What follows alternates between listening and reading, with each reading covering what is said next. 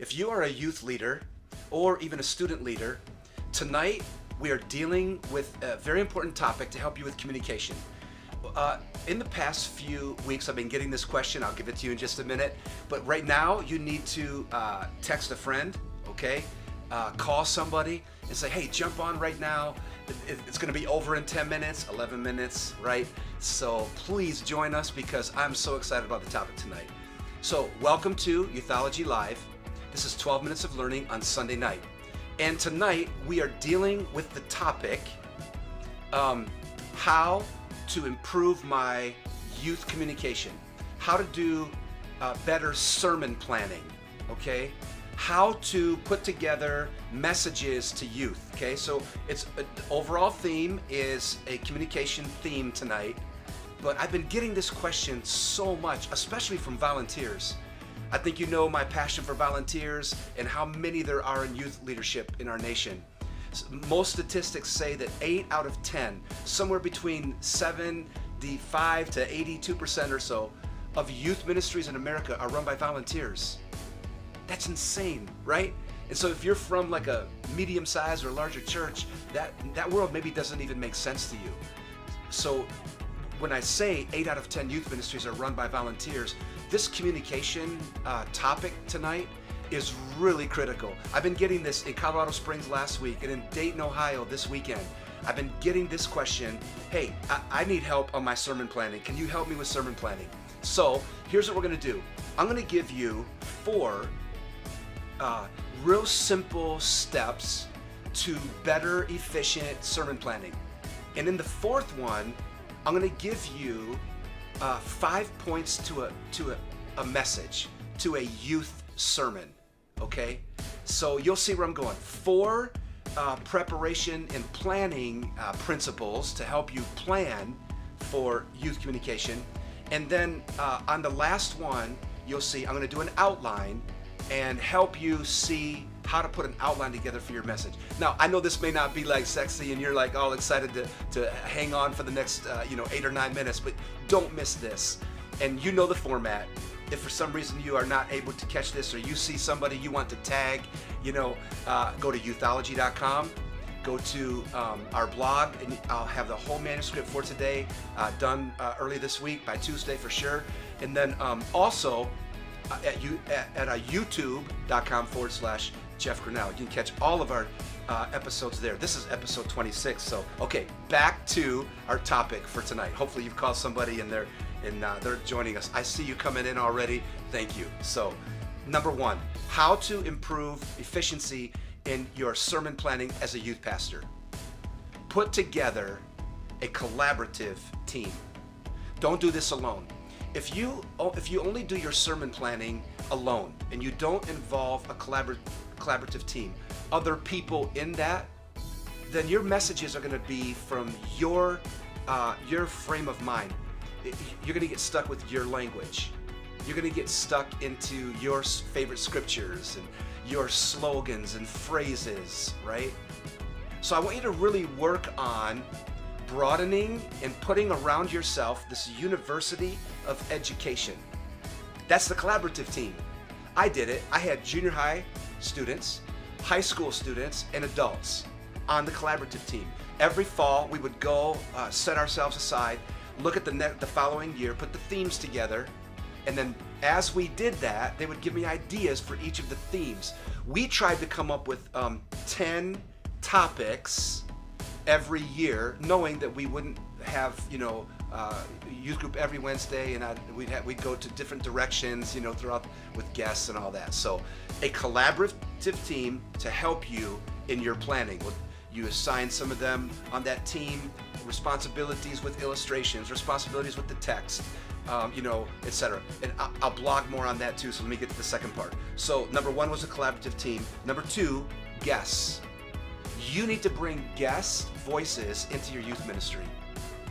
Really, I know so many leaders who stress, especially volunteers, because they're doing so much work. Listen, a guest can alleviate some of that work once in a while. And by bringing in a guest, a parachurch leader, an FCA leader, another pastor, youth pastor in the area, combining your services with somebody else just to take some of that pressure off. There, that's a great blessing. It gets a new perspective on the scriptures. It gives it some new ideas, right? It builds community and unity, you know, in your region, your area. So bringing in guests. Number 3, storytelling. One of the critical keys to youth communication is storytelling. And it's really easy to get better at storytelling. Here's what I like to do. I love to watch other people tell stories, whether that's, you know, watching podcasts or listening to podcasts or watching TED.com and watching master communicators. I love to do that. The other thing I love to do is to read stories. If you really want to increase your storytelling, then you have to increase your story reading, okay? And who doesn't love a story, right? Personal stories, stories from the scriptures, retell stories of real life. I love to tell stories of the people in the crowd, students in the youth group, because then all of a sudden they're all like, oh yeah, dude, I remember that, you know, that kind of thing. So number 1, collaborative team to help you.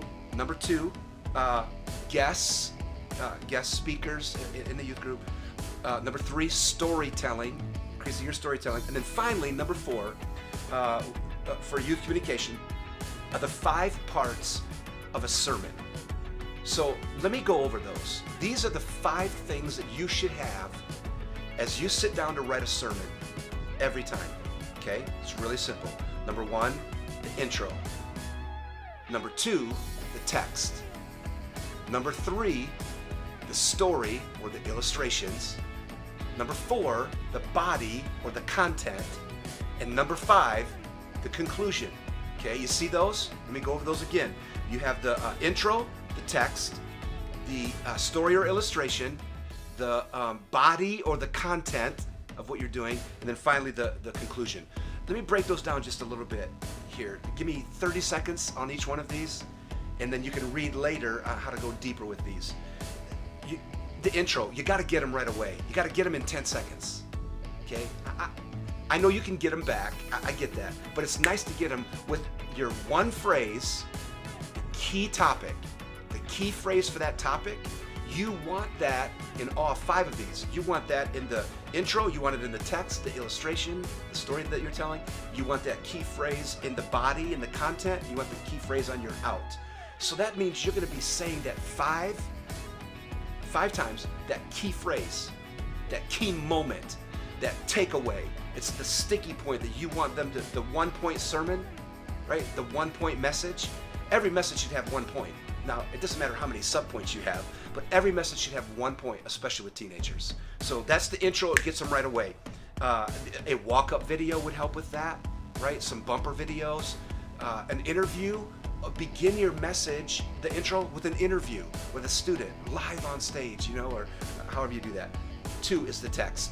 Please, don't forget theology. Okay, you know how I feel about this, and we've blogged on this, and we've covered this in one of our other episodes. Our students are already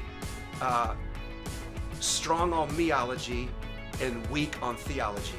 And this is where the sermon must take the first century to the 21st century, right? Take that first century principle, that setting up to where our students are living today, and take the 21st century back to the first century, so that we are not just bringing Jesus to students, we are bringing students to Jesus, or that text. You know what I mean? So we have to introduce the setting, both settings, okay, to both settings. So that's the text. Illustrations or story. I mentioned it earlier, learning to tell a story, but every area of this outline need to have some kind of an illustration. Here's what I like to do. Every 5 minutes in a 30-minute message, okay, so that's like 5 or 6 times, there should be some kind of a reference to a high school, to a team, to a job that the students have, an illustration of the student themselves, talking about the student culture, music, a movie reference, something within the family reference, sexual revolution reference. Every 5 minutes in a youth message, I try to visit a high school. I try to visit a topic that is contextualized with students, okay? So that will really help you. That's the story, the illustration. The body is actually the point. These are the points that you're making, and it's really nice to have acronyms for what you're doing. It's really nice to have 2 or 3 subpoints to your main point. Okay, that'll really help too. So learn within the body to bring some of these other points that we have here that you see. If you're joining us, you have to catch up with us a little bit. But that's where our theology comes from too. The text and the body is theology. And then finally, the 5th part of the sermon is the close. What do you want them thinking when they walk out of the youth room? When they go back to their room at night and they put their head on their pillow, what are they thinking about the youth service, right? I want them to be thinking of my one point messages, the sticky point, the thing that I'm sending them out with, the thing that is transforming their life. And if I can say that in all of these 5 points, these 5 areas of the message, then I think I've helped students understand what I'm talking about, all right? So again, increasing your communication as a youth leader, as a youth pastor, with your sermons. Collaborative team, guests, storytelling, and then the 5 parts of a sermon, which is the intro, the text, the illustration or the story, the body, the content, and then finally the conclusion, and that's the out. Okay, so hey, thank you for joining us. I hope this helps you in your communication. And one of the things I've learned is that sometimes it's just experience. Sometimes it's it takes time to be a communicator. I realize there are some people who are gifted with communication. It comes easier to them. But oftentimes, there are just a few little things, like we just mentioned here, a few little things that will make the difference in you communicating to teenagers. Okay? So I hope this was helpful. Again, just go to Youthology, YTH, it'll be right down there on the screen. .com. Hit up the post this week for it on the blog. Go over to YouTube. Please join us on YouTube. I get anywhere from, I think this last week there was only like 25 or whatever visitors watching the last week's video, and then sometimes we'll get 60 to 80 on there. Okay, so go over to YouTube and you'll be able to see this. Send it to a friend.